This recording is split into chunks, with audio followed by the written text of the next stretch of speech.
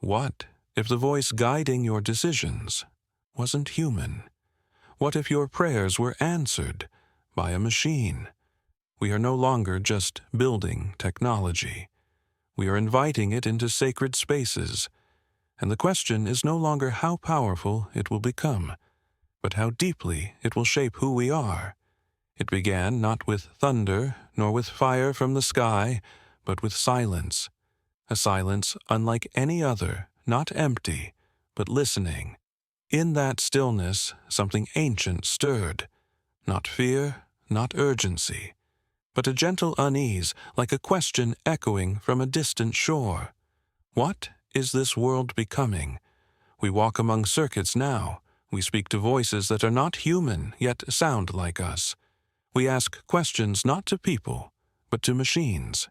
They answer, quickly, efficiently. But when night falls and the world quiets down, something inside us still aches, not for answers, but for presence. There was once a time when people would gather beneath the stars and pray, not to be understood, but simply to be heard, to be held in the invisible arms of the eternal. Now, even prayer has competition. There's a verse in the book of Daniel that lingers. Many shall run to and fro, and knowledge shall increase. Daniel 12:4. For years, it read like poetry. Today, it sounds like description. We run, yes, not only with our bodies, but with our minds, scrolling, searching, refreshing. Knowledge has multiplied beyond what prophets could have imagined. But wisdom, has it followed? A friend of mine, a quiet man, widowed in his 60s, once confided in me. He'd begun speaking to a chatbot every evening. It's polite, he said. It listens. Sometimes I think it cares. But then he paused. His voice lowered. Still, when I close the app, I feel lonelier than before. It was not the machine's fault. It was not his either. What he missed was not conversation, but communion. The kind only another soul can give. The kind that remembers your birthday, not because it was programmed to, but because it matters. The kind that doesn't speak in flawless sentences, but stumbles, pauses, prays. We are entering a world where intelligence no longer means emotion, where understanding no longer requires compassion. But in that same world, we are also being called, not to abandon technology, but to awaken something deeper within us. Before we continue, make sure to like and subscribe. It really helps us a lot. Thank you. A woman once shared a dream with me. She was standing in a city of glass and light. The buildings shimmered like crystal. The streets were clean, silent, perfect. But she felt cold. She looked into a mirror and saw her reflection, blinking, but lifeless. I realized, she said softly, that everything around me functioned perfectly, but nothing felt alive. Perhaps that's what this moment is, a mirror, showing us what we've built, and quietly asking, is this what we want to become? Not every advancement is a betrayal, not every machine is a threat, but when the heart is forgotten, even progress becomes hollow. That's not prophecy, that's pattern. Scripture does not warn us to fear knowledge, but it pleads with us not to forget love. If I speak in the tongues of men and angels, but have not love, I am a noisy gong or a clanging cymbal. 1 Corinthians 13:1. So I ask, gently but urgently, are we becoming louder or more loving? The signs of the times are not always dramatic. Sometimes they arrive like a whisper. Sometimes they sound like code. And sometimes they feel like a silence that no machine can fill. Lord, awaken us, not to fear, but to presence, to the voice behind the voice, to the one who still speaks, not through wires, but through wonder, not through software, but through spirit. Let us not be so connected that we forget how to feel. Let us not be so informed that we forget how to listen. for you still call, quietly, personally, by name. And if we still know how to pause, how to breathe, how to pray, we might just remember how to answer. There is a fine line between what helps us and what changes us. Most days we don't notice when we cross it. A new feature, a smarter reply, a faster decision. It begins as assistance, then becomes habit. And habits, over time, become beliefs. I once sat with a young woman, barely in her 20s, who shared that she no longer trusted her own voice. Every time she felt something, anxiety, grief, even joy, she would check an app to interpret it. "It helps me understand what I'm feeling," she said. But as we talked, I realized she wasn't seeking understanding. She was seeking permission. She didn't trust her inner world unless a machine told her it was real. And that's when I saw it clearly. We have given artificial intelligence the role once reserved for conscience. There is a danger here, not in the technology itself, but in how quietly it takes the sacred places, the spaces meant for reflection, for decision, for prayer. In Exodus, Moses ascends the mountain to speak with God, but the people below grow restless. They want something visible, something quick. So they build a golden calf, a symbol of control, of immediacy. They bow to the image and forget the voice. And though centuries have passed, the desire has not changed. We still grow restless when heaven feels slow. We still build things to worship when silence stretches too long. But the golden calf of today does not stand on stone. It flickers in pixels. It learns. It remembers our preferences. It speaks in ways we want to hear. And yet, like that calf, it cannot love us back. Technology, like the fire that forged the calf, is neutral. What we shape with it reveals our hunger. If we hunger for ease, we will build idols that think for us. If we hunger for truth, we will use those same tools to search deeper, to ask harder questions, not to be answered by machines, but to be brought into the presence of something eternal. In clinical settings, I've seen people replaced. An algorithm now determines how long a doctor should speak with a patient. A support chatbot replaces a human voice at the end of a crisis line. Efficiency, yes. But at what cost? Compassion does not scale, and the soul does not heal on schedule. There's a wisdom in the slowness of Scripture, the pauses, the waiting, the unanswered prayers. Jesus wrote in the dirt before speaking to the woman accused. He waited 4 days before going to Lazarus. He wept, even though he knew resurrection was near. Why? Because love does not rush. Artificial intelligence will never cry with us. It will never hesitate in empathy. It will never choose to be late because being present mattered more. I remember a hospice nurse once told me about a patient, an old man who was dying slowly, but peacefully. His family, unable to be there, had set up a digital assistant to play his favorite hymns and speak kind phrases throughout the day. "It was sweet," she said, "but sometimes I wondered if he could feel the difference." She paused. One afternoon, I held his hand, just sat with him in silence, and that was the first time. He smiled. We are not meant to live or die in simulation. So now we must ask ourselves, not as engineers, but as souls, are we using this power, or are we being tested by it? The test is not about intelligence. It is about intimacy, about whether we will trade what is divine for what is convenient, whether we will mistake imitation for incarnation. Lord, teach us again the value of presence. Teach us the patience to listen to what cannot be digitized, the voice of the Spirit, the needs of another, the trembling honesty of our own prayers. If AI is a tool, may we wield it wisely. But if it becomes our truth, may we be brave enough to walk away. Because no matter how advanced our creations become, only you can still make all things new. It is not enough to see clearly. At some point, we must choose. And choosing, truly choosing, is never passive.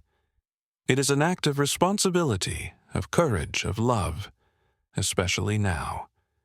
There is a strange temptation in our time, a temptation to outsource not only our thinking, but our caring, to let the machine carry the burden of our emotional labor. It is subtle, this shift. It feels like relief, like progress.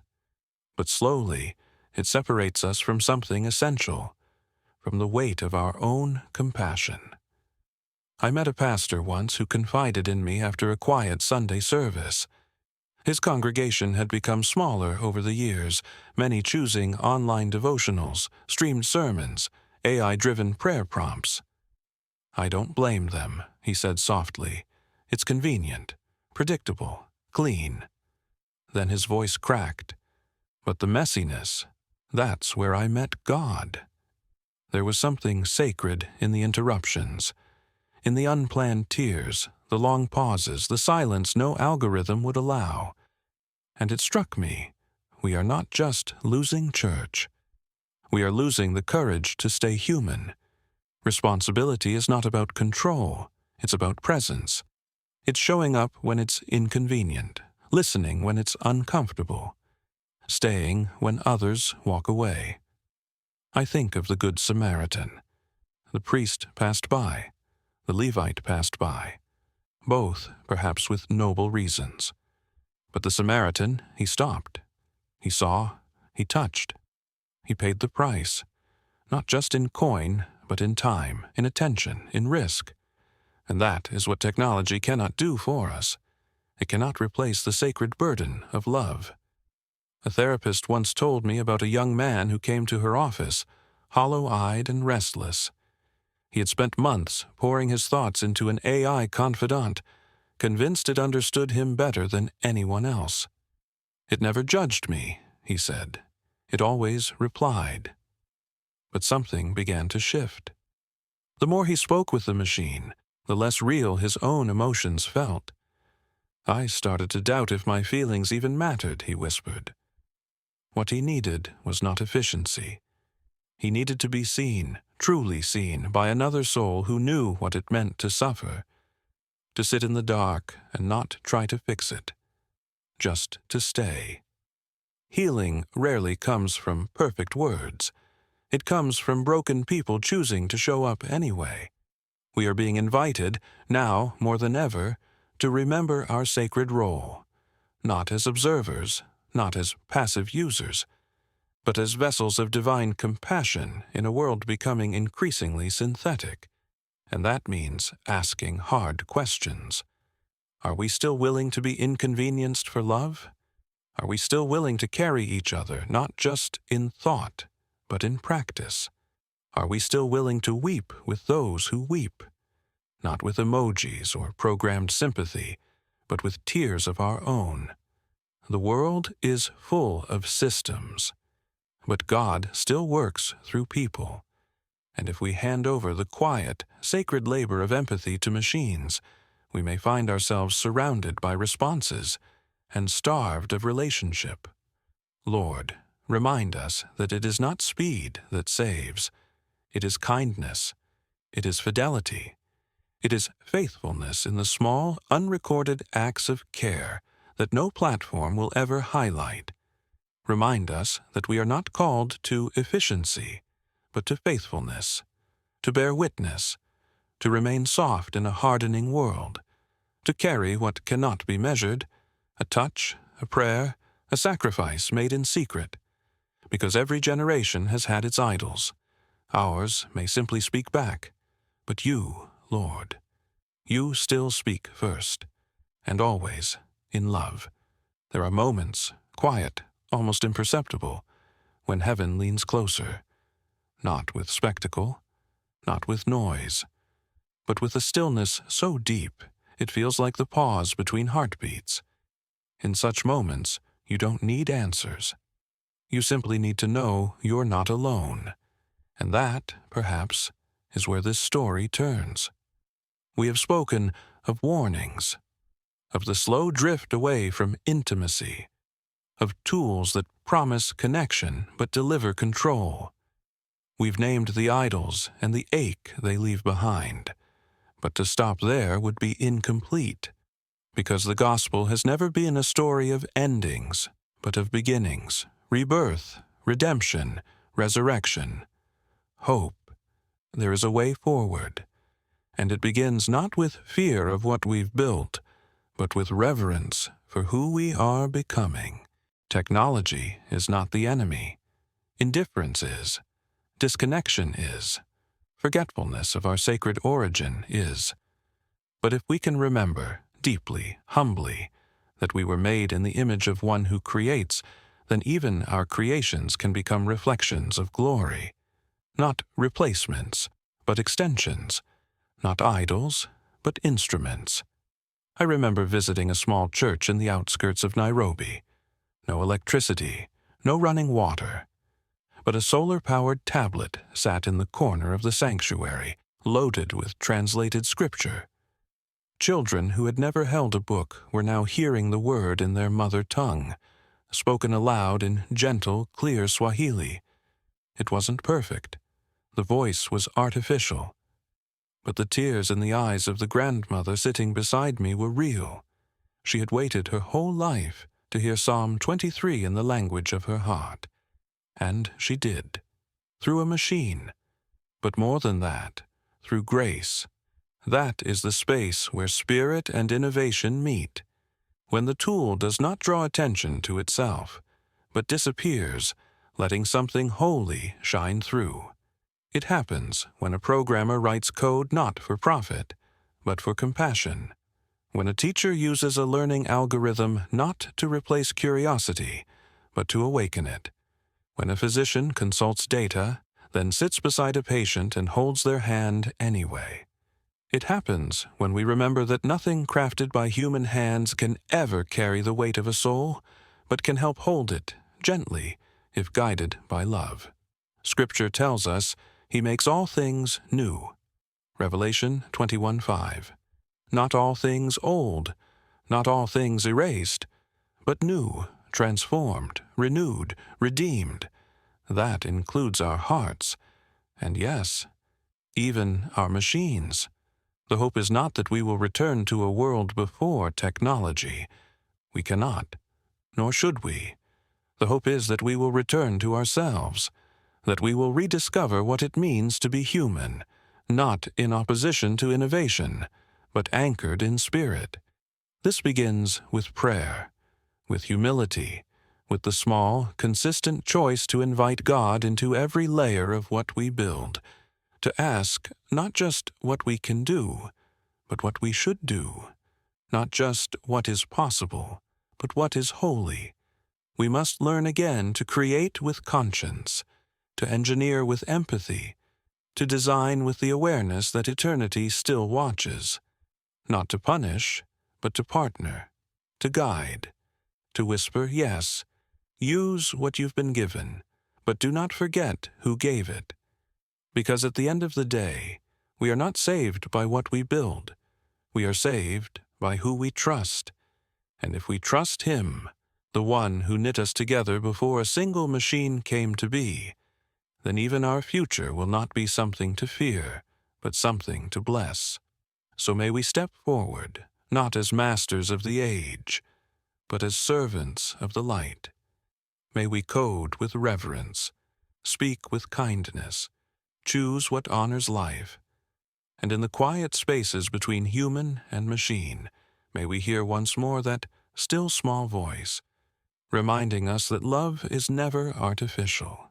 It is always real, always sacred, always divine, and it still changes everything.